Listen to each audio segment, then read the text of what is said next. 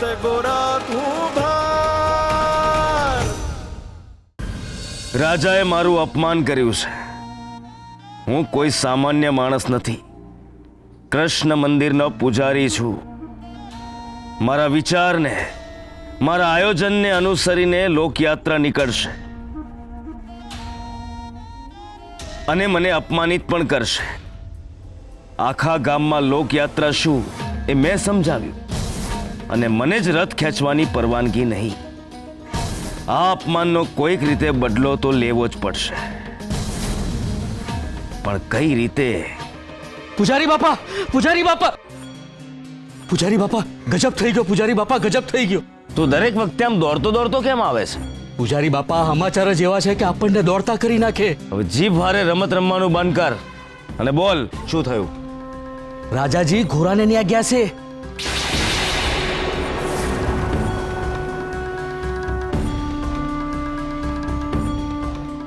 આ તો શુભ સમાચાર છે. પૂજારી બાપા, આમાં શુભ સમાચાર શું છે? જો એ તને ખબર પડી જાત તો તું પૂજારી ના હોત. પૂજારી તો હું છું ને. એટલે લક્ષ્મીનો પૂજારી, કાવડિયા, કાવડિયા. મળશે, સરસ વળતર મળશે તને, પણ અત્યારે તો મને રસ્તો મળી ગયો છે.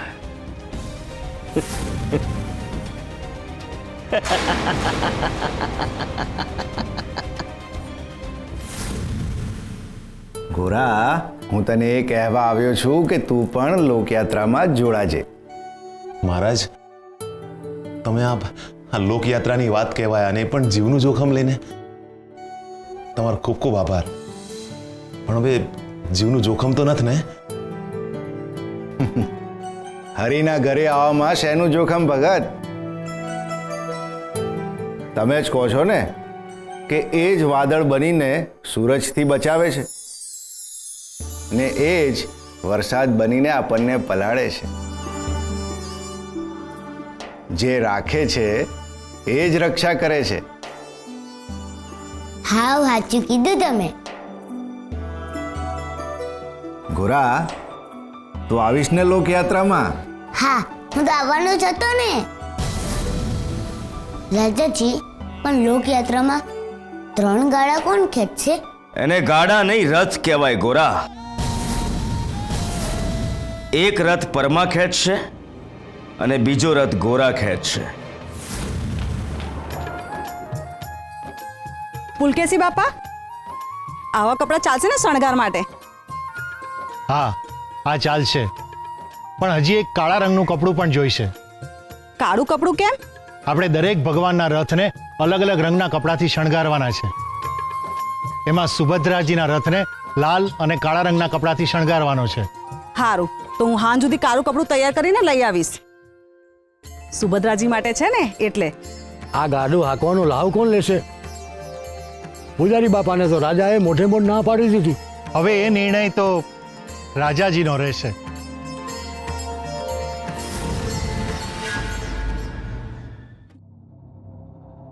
મહારાજ, મને માફ કરજો.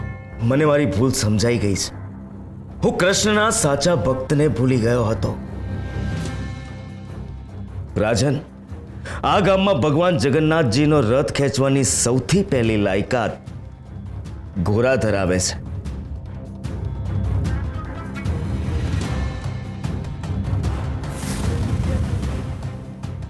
અને ભગવાન બલરામજીનો રથ ખેંચવાની લાયકાત પરમા ધરાવે છે. માફ કરજો મહારાજ, હું મારી ભૂલમાં આ લોકોનો હક છીનવી રહ્યો હતો. મને સત્યનું જ્ઞાન થયું અને હું સીધો અહીંયા આવી ગયો. ક્ષમા કરજો રાજન. પણ મહારાજ, ઘોડા તો હજી ઘણો નાનો છે. ઈ રથ કેમ નો ખેંચી શકે? દેવીબેનની વાત સાચી છે. ઘોડા રથ ન ખેંચી શકે. ના માં, મારે રથ ખેંચવો જ છે. તો ના હું કેમ પાડે છે? મોટા પથ્થર ઉચકી શકું તો રથ કાં ન ખેંચી શકું? બાપા કહે છે શ્રદ્ધા હોય ને હંધુય શક્ય બને. ભરો હોય તો પાણીમાં એ દીવા થાય. મારામાં શ્રદ્ધા છે એટલે હું રથ ખેંચીશ. હા બેટા. ના,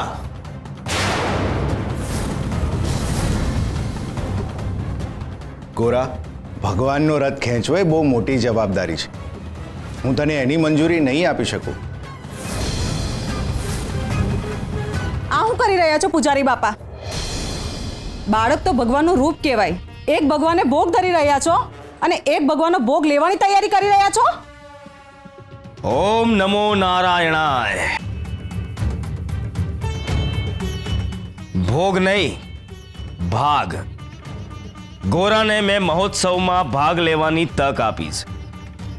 એક કૃષ્ણ ભક્તને પુણ્ય કમાવાનો રસ્તો બતાવ્યો છે. આ નાનકડા ગોરા કેવી રીતે ગાડું હંકારી શકે? જે દિવાલમાંથી જીવતો બહાર આવી શકે, ભારેમાં ભારે પથરા ઉચકી શકે, તો શું એ રથ ન ખેંચી શકે? બસ આટલો જ ફરક છે તમારી ને મારી બુદ્ધિમાં. જે વિચાર તમને અત્યારે આવ્યો એ વિચાર તો મને ક્યારનો આવી ગયો છે. શું તમે લોકો નથી જાણતા કે હરિ એની ભેળા રહે છે? જે હરિનું નામ લઈને પરમાં ચાકડો ચલાવી શકે, શું એ હરિ પરમાના દીકરાનો રથ નહીં ખેંચી શકે? શું તમને લોકોને શ્રી કૃષ્ણ પર શ્રદ્ધા નથી? ના ના, કૃષ્ણ પર તો અમને પૂરી શ્રદ્ધા છે. એટલે તમને પૂજારી બાપા પર શ્રદ્ધા નથી? પગલા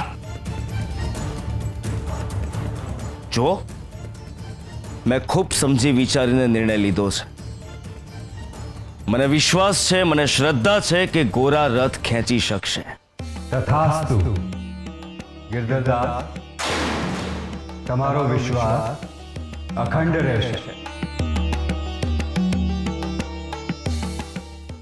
ક્યાં છો તમે? હંદાઈ કેમ આવું કે છે? મારા બાપા પણ એમ કે છે કે હું તમારો રથ ન ખેંચી શકું. મને જાણ મળી છે કે ઝૂંપડીમાં તમારી મૂર્તિ બનાવવાનું કામ હાલી રહ્યું છે, એટલે મારે અત્યારે તમારી મૂર્તિ હારે વાત કરવી પડે છે. મારું કોઈ સાંભળતું જ નથી ને. હું રથ ખેંચીશ, ગમે એ થાય. હું તમારો રથ ખેંચીશ, કહી દઉં છું તમને. અને ખાલી મને જ મન નથી રથ ખેંચવાનું, પૂજારી બાપાને મન છે કે હું રથ ખેંચું. એ મને કોઈ દી કામ ન હોપે, પણ આજે એમને મને સામેથી કામ હોપ્યું અને બહુ સારી રીતે કીધું. મોટા દોડા એનો કાઢ્યા, પણ કોઈ એમની વાત હું કામ નથી માનતું. રાજાજી તમારી સામે આમ બહુ સારું સારું બોલે છે ને રથ ખેંચવાની વાતમાં મને ના કહીને ગયા. હું ભાઈબંધનો રથ ન ખેંચી શકે? બાપા કહે છે કે તમે તમારા ભાઈબંધ અર્જુનનો રથ ખેંચ્યો હતો, તો હું મારા ભાઈબંધનો રથ ન ખેંચી શકું? મારે ભગવાન જગન્નાથજીનો રથ ખેંચવો જ છે. જ્યાં લગી રાજાજી મંજૂરી નહીં આપે ત્યાં લગી આ બંદર કેમ જ પુરાઈ રહીશ.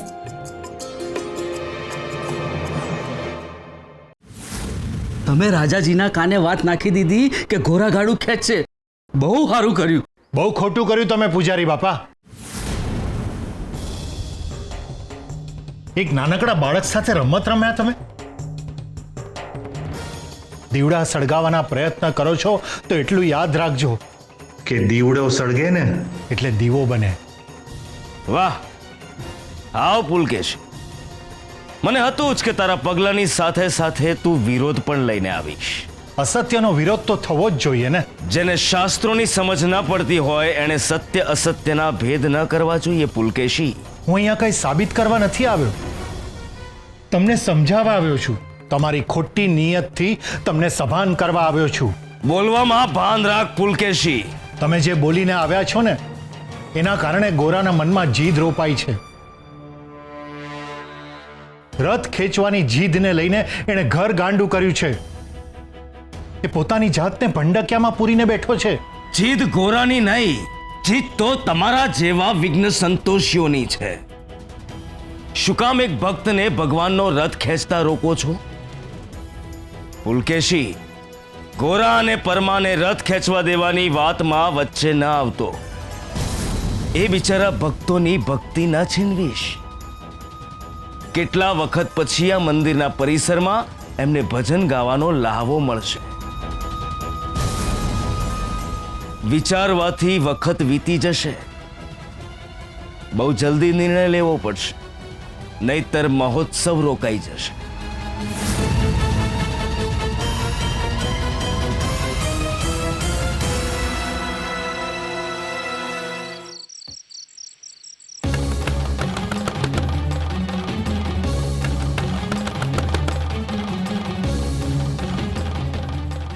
ગોરા બેટા, દરવાજો ખોલ જાઉં.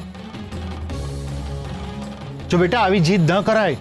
તારા મા બાપને કેટલી ચિંતા થાય છે. હાય, આ તો જો કેવી જીદે ભરાણો છે, તમને જવાબ નથી દેતો. ને અંદર તો મજાથી બેઠો હશે. હું ઓળખું છું ને એને બરાબર. હું કઈ મજાથી નથી બેઠો.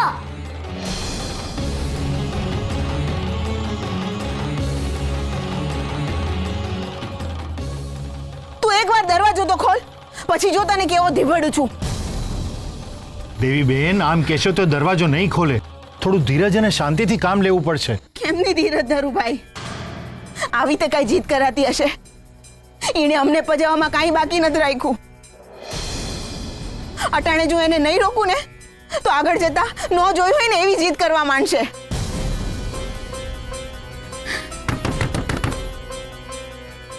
ગોરા બેટા, જો હું રાજાજી પાસે તું રથ ખેંચી શકે એવી મંજૂરી માંગવા જાઉં તો? ભાઈ, તમે આ શું બોલો છો? હાચી? તમે રાજાજી પાસે મંજૂરી લેવા જાશો? હા.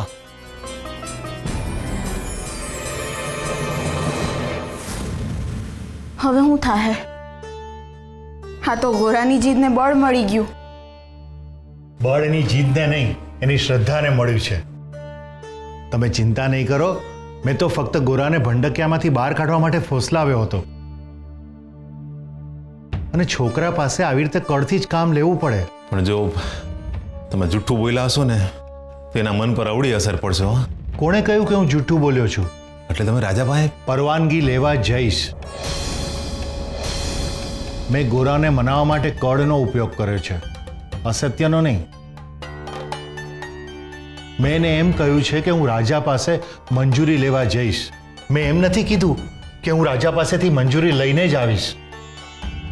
અને કદાચ જો રાજાએ ગોરાને હા પણ પાડી દીધી તો કોઈ ચિંતા કરવાની જરૂર નથી. કારણ કે ગોરા રથ ખેંચી જ નહીં શકે. એનો ઉમંગ છે તો એને પૂરો કરી લેવા દો. જેવું દોરડું હાથમાં આવશે ને એટલે એને સમજાઈ જશે કે જે આપણને હંકારે છે એને હંકારવા સહેલા નથી. એ જ્યાં સુધી અનુભવશે નહીં ત્યાં સુધી અટકશે નહીં. પણ એ ટાણે જો ઈ રથ નહીં ખેંચી શકે તો બીજું કોણ ખેંચશે? એના માટે હું છું ને.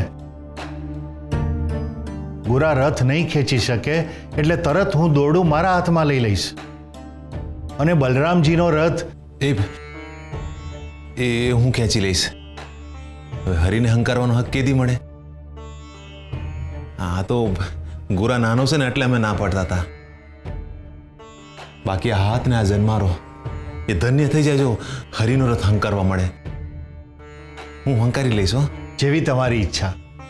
તમે જે વિચાર્યું હશે એ શુભ જ હશે. તમે લોકો ગોરાની ચિંતા ના કરતા. જય શ્રી કૃષ્ણ. જય શ્રી કૃષ્ણ. જય શ્રી કૃષ્ણ.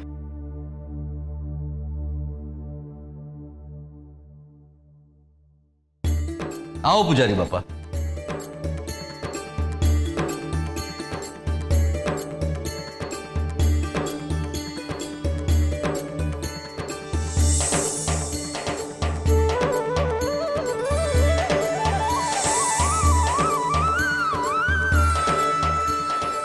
વાહ, અદ્ભુત.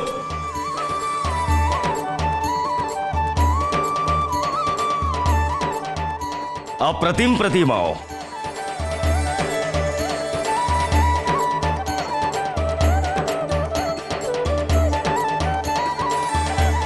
પૂજારી બાપા, પ્રભુના આવા રૂપના દર્શન તો મેં પહેલી વાર કર્યા. ભગલા, ભગવાને પોતાની ઈચ્છા પ્રમાણે અવતાર ધારણ કર્યો હતો, એટલે આપણે પ્રતિમાઓ પણ એ પ્રમાણે જ બનાવડાવી છે. એ ભાઈ, કાલ સવાર સુધીમાં બધી જ મૂર્તિઓ તૈયાર થઈ જવી જોઈએ, સમજ્યો? હા પૂજારી બાપા. જો ભાઈ, કામ પૂરું થઈ જવું જોઈએ. હા, રાત્રે હુઈ ના જતો. ચાલ. પૂજારી બાપા, આ મહારાજ કાલ સવારે રાજમહેલથી થાળ લઈને આવવાના છે એવું સાંભળ્યું છે. આવતીકાલે મહારાજ જ્યારે થાળ લઈને મંદિરે આવશે ત્યારે મૂર્ખ પુલકેશી ગોરાના રથ ખેંચવાની પરવાનગી માંગવાનો છે.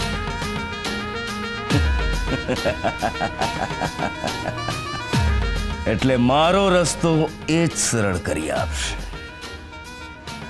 જય જગન્નાથ. શ્રી હરિ નમો નારાયણાય.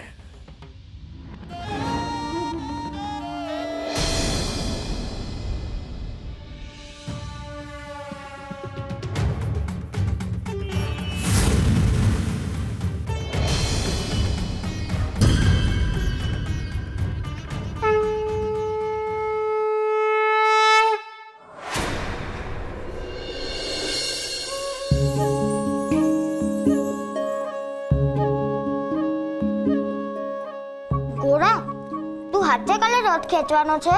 હા, હું હાથે રથ ખેંચીશ. મને બહુ મજા આવશે.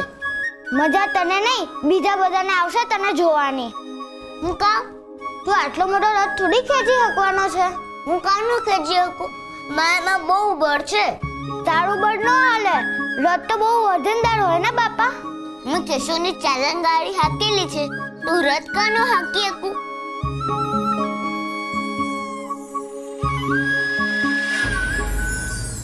પથદર્શક એક હોય છે સ્વાર્થી અને એક હોય છે સારથી. સ્વાર્થી પથમાં વિઘ્નરૂપ બને છે, જ્યારે સારથી પથદર્શક બને છે. સારથી આંખોને દ્રષ્ટિ આપે છે અને મનને દિશા આપે છે.